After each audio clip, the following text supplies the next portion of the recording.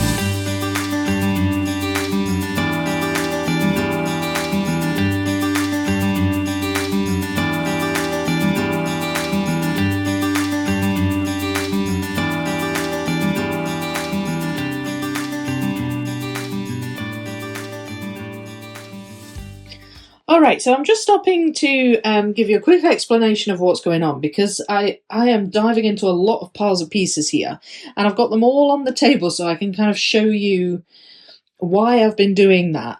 So, as you know, I did a sort on the greens, and I pulled out a lot of this kind of sharp, pointy leaves, and they filled out a good chunk there just above these zebra.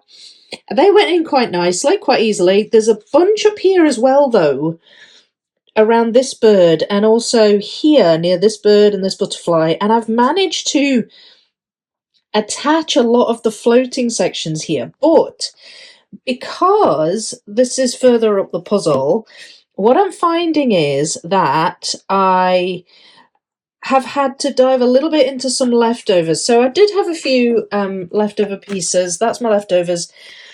that I could pop in. But also I still had a bunch of these pink flowers, of which there were a few down here and at the back here.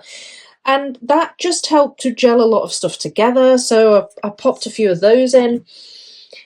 What I also had in my sorted greens were a lot of pieces that are these colour. Now, this I don't even know if I can describe them as green. They're sort of like a grey colour. And they're like a background, a faded sort of background that you can see just kind of above these giraffes' heads, around this bird here. And there's not much of it. It's just a small patch. So it was a tempting pile to go for because I knew it would fill this gap. And I knew there weren't that many of them. And so I got those out. And I was kind of working on these at the same time as these. Then, because I was gelling stuff together up here and I had pieces with vines in, I thought, oh, I bet I could find a bunch of vine pieces with this background. So then I was diving into the vine pieces. So it makes sense. Trust me, it makes sense. I'm just trying to fill out a specific area, and it's just involving going into a lot of different piles. But, excuse me, I know what the piles are, I know where they are, and I know where they go in the puzzle. So it's kind of like an organised chaos, really, at the moment. Now, I've done a little bit of shape sorting. I've shape sorted all these background greenish pieces, and at the bottom here is a pile of the vine pieces that I've pulled out. I haven't shape sorted those yet. Over here we've got the shape sorted green pieces that belong to these trees here. It's like, I don't know if it's banana trees or something, but they've got these distinctive leaves, and there's a couple of the trees here clustered, so that's another pile of pieces I've been working on to try and fill out this area. So they're all shape sorted. At the top, you've got the kind of the pointy leaf pieces. There's a few of those left, but I think some of those go at the bottom. So, and I haven't even reached the bottom of the puzzle yet. I haven't even kind of tackled that bit yet. And the remaining green pieces that I had sorted are now spread out. That's a pile of pieces at the top. That's green pieces with other stuff in. There's a lot of pieces with bark, tree bark and things in. Some with red and pink. I actually found an edge piece as well, which I have put down at the bottom, ready for when I move down to that side of the puzzle. There it is. There's another one still missing over there, but that's section 9.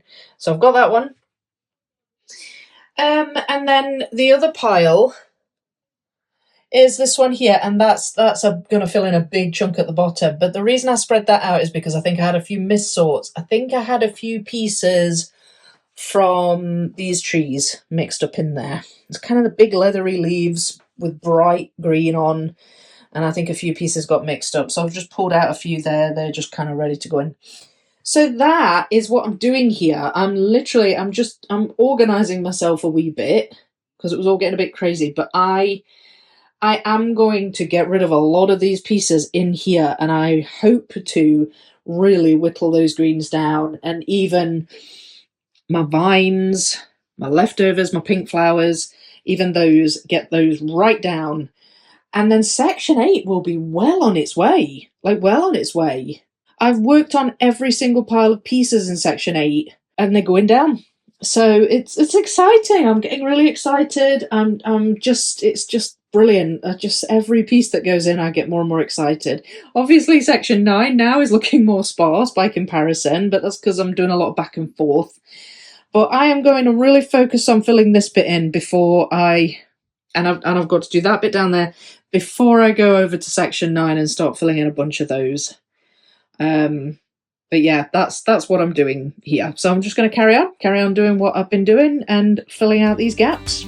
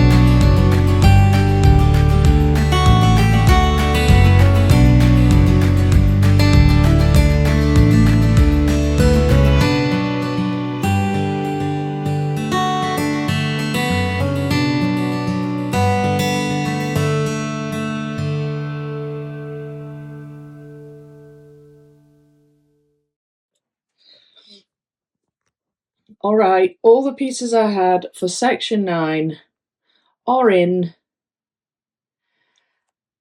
but, and there is a but, I seem to have a little cluster missing just there. 3 pieces. Now, I thought initially that it was 4 because I also had 1 missing from, where was it there? That one. But I just came in here this morning and I was looking at section 8, which is at the moment covered in the remaining pieces. And I rubbed my hand over the sections that I had completed and I found a piece just laying there, and it was that one. So that was just laid on top of the puzzle, must have flicked off the board.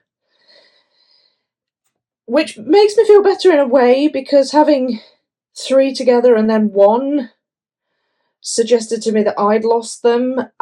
I don't know. I mean, it's no better if they're missing, obviously. But 3's better than 4. And I'm just so glad I found that one. Plus, there is always the possibility that those 3 pieces are somewhere in amongst 8's pieces. Now, I've had a little rummage, I've had a little scan across them. That's probably not enough, really, and I don't think I'll know till I've come to the end of it. But I'm worried. It's safe to say I'm worried that I don't have them. But we'll see. I'll just keep going, and I will just have to let you know at the end. But I really hope, please pray, this puzzle's complete. What are the chances of me finding missing pieces in the last section that I do? You know, just all the other sections have had all the pieces. One section had a broken piece, but all the other sections have been complete. Please, please, please, please, please tell me that those 3 pieces are in with section 8. I mean, the fact that they're green pieces would suggest to me as well that I haven't lost them, because the green pieces are, I mean, this puzzle's been through a lot. It's been moved off the table, it's been moved back onto the table. You know, I'm often putting things on top of it for live streams and stuff like that, and I'm very careful. But, you know, that's happened a lot throughout the whole process, and but, you know, but green pieces, I haven't started working on those until very recently. So I don't know. But I'm gonna keep my fingers crossed and hope for the best, and we'll see how we go. It looks kind of odd with just the right side done. But anyway, my plan now is to shape sort the remaining section 8 pieces and just fill in the gaps like I did with section 9, and I will get there.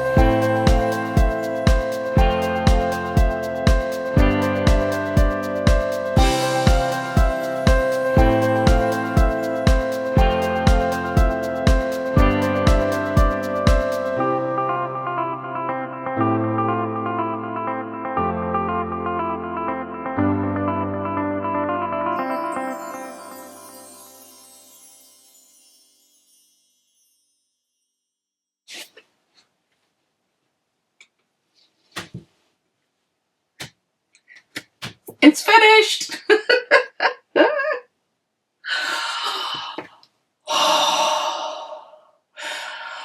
It's finished, but boy have these two sections been a roller coaster of emotions for me. Okay, so by now it has been around 10 days since I finished this puzzle. I put the last piece into section 8 on the 8th of December 2025. As I mentioned earlier in the video, there were 3 pieces missing from section 9 by the time I had run out of pieces for that section. And not only that, but then I started to worry that I might have some missing in section 8 as well. I am relieved and happy to report that there are no pieces missing from section 8, but I can confirm at this stage that the 3 pieces from section 9 were not to be found in amongst the pieces from section 8, and they are missing. So with section 8 having been done, I decided to go straight to Educa's website. They do have a lost parts service that you can use, and so that's what I did. I went, and there is a form that you fill in. For what you basically have to do is provide Educa with a coordinate for each missing piece. Now, it's pretty simple. You count from the left side of the puzzle across, and that gives you an A number, and you count from the top of the puzzle down, and that gives you a B number, and those 2 numbers are your coordinate for the missing piece. Now, one thing I was uncertain about with this particular puzzle is whether or not I had to count from the left-hand side of the section or from the left-hand side of the entire thing. And to be honest, on the form, there was no area where you could write a section, so it seemed fairly obvious that it meant the whole puzzle, but I was just like, oh lord, it's such a wide puzzle, and I've got to go from the left-hand side of it all the way over to section 9, and there's 10 sections, so it's like way on the right-hand side. It's not so bad going from the top, because the puzzle's the same height all the way through, and I already had those sections out. I could just count down from the top, but I thought, I'm gonna have to go and get my other sections out and try and figure out how many pieces across it is. So I wrote the 3 coordinates down, and I also wrote a 4th, because back in section like 7 or 6. I think I did 6 and 7 as a, yeah, that's right. I did 6 and 7 as 2 mixed bags. And I remember doing that, and right in the middle, sort of near the bottom, in the water area, there was a piece that had a broken off prong. And I thought, well, if I'm ordering new pieces, I might as well just get a replacement for that too, because it was just clean broken off. So I figured out where that was. It took me a while to find it, because I was going through, I knew roughly where it was, but I had this sense that it was in the middle somewhere, and it was in the middle of 2 sections, but it was like literally right on the edge. It was on the inside edge of section 7. So it took me a while to find it, but I found it. But oh gosh, it was, the faff goes on, really, it does. I don't know if any of you watching this have used the missing piece service by Educa, but I went through the whole thing. But what happened was it punted me straight to a page that told me that those pieces were either wrong or unavailable. And I was like, pardon? Like, you know, my heart at this point was like, it was not in a good state. Not only the day before, I had this grim realization that these pieces weren't in the puzzle. Then the next day I'm trying to get the replacement pieces. I'm sort of like thinking to myself, oh, it'll be fine, you'll get the replacements, it'll all be okay. And then it's telling me I can't get them. And I'm like, what do I do? So anyway, long story short, then I checked my email, and there was this email from Educa saying you've successfully submitted your request for pieces. We'll be processing it in a few days. They'll be coming out to you in however long. And it gave me all the stuff, you know, told me all the info. And I was like, well, what's that about then? Are they coming or aren't they? And I was so confused. And so what I ended up doing was I messaged Educa's customer support, and I said, look, you know, this has happened, this is what I've done, can you please tell me if it's all gone through fine? And they were like, and they got back to me, and they said, Yes, your request is going through, it's been processed. I think they said they'd send the pieces out in 1 to 2 weeks. But then obviously they've got to get to me. As far as I know, they send it just standard post.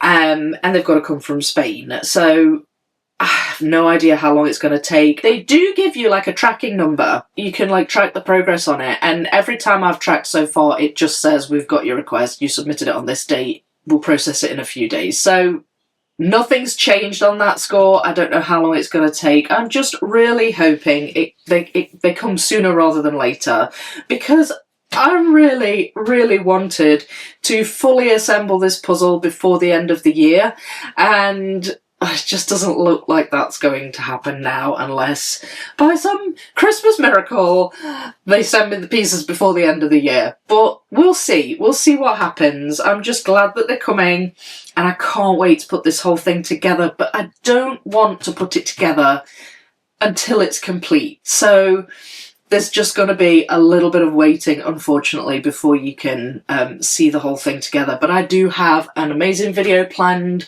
for that, showing you the whole puzzle. I'm going to take it to the hall I normally go to. It's going to be so good. I just don't quite know yet when it's going to happen, but look out for it. It's certainly something to look forward to at the beginning of 2026. Right, so here, just to give you a little bit of information after all of that, there are 80 sheets here. 80 sheets of puzzle. Just look at the size of this stack. It's huge. This is quite interesting, this puzzle. A lot of large piece counts will have repeat cuts. Anyone who does large piece count puzzles know that you have repeat cuts. Sometimes it can be tricky. When you have repeat cuts, sometimes it can help you when you're trying to figure out where pieces go, and you can use the pattern to help you along. This helped and hindered in equal measure, like it has with other puzzles.